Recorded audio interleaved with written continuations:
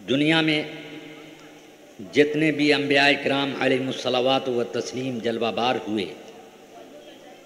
وہ ایک قوم اور ایک وقت تک کے لیے اپنی ہدایتیں لوگوں کے سامنے پیش کرتے رہے۔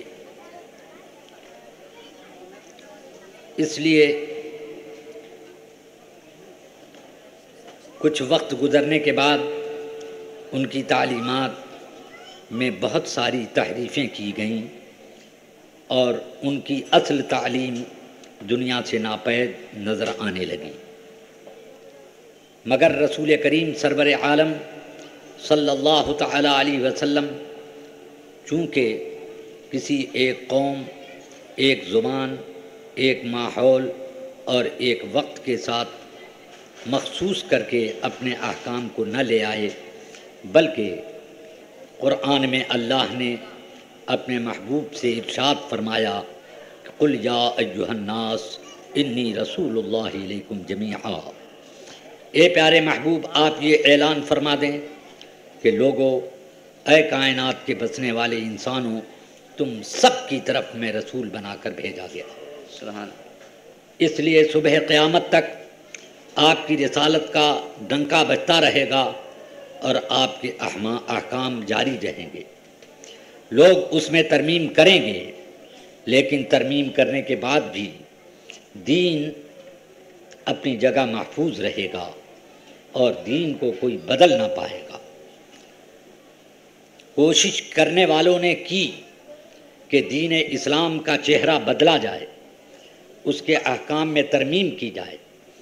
اور اس کے عقائد و افکار بگاڑ دیے جائیں،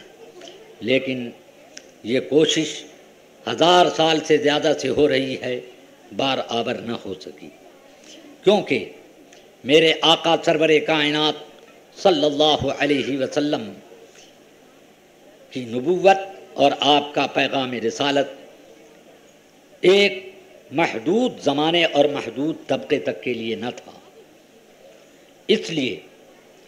کہ قرآن نے فرمایا تبارک الذی نزل الفرقان علی عبدہ لیکون للعالمین نذیرا، برکت والی ہے وہ ذات کہ جس نے قرآن کے اتارا اپنے اس مبارک بندے کے اوپر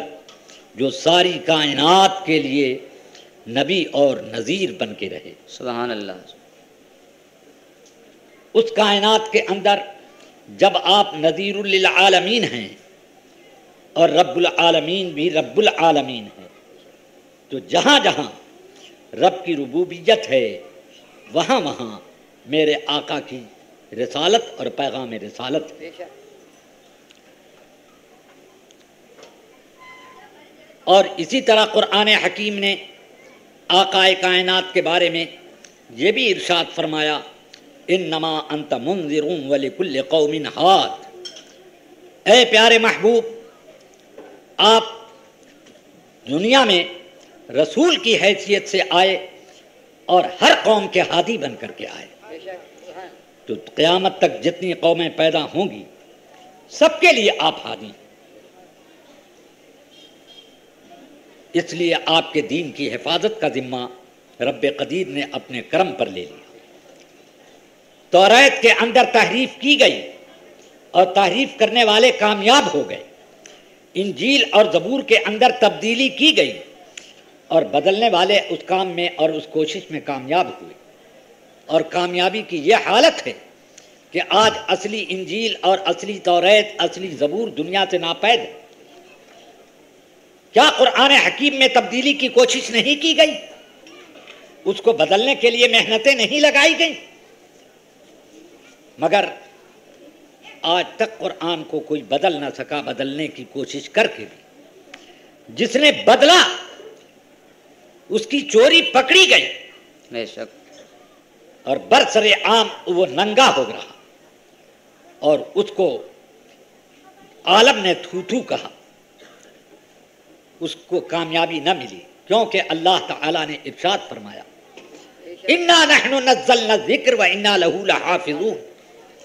قرآن کو ہم نے اتارا ہے اور ہم اپنے ذمہ کرم پر اس کی حفاظت لیتے ہیں۔ سبحان اللہ، سبحان اللہ۔ اس لیے قرآن کو بدلنے والے بدل گئے، مگر قرآن نہیں بدل سکتا۔ بے شک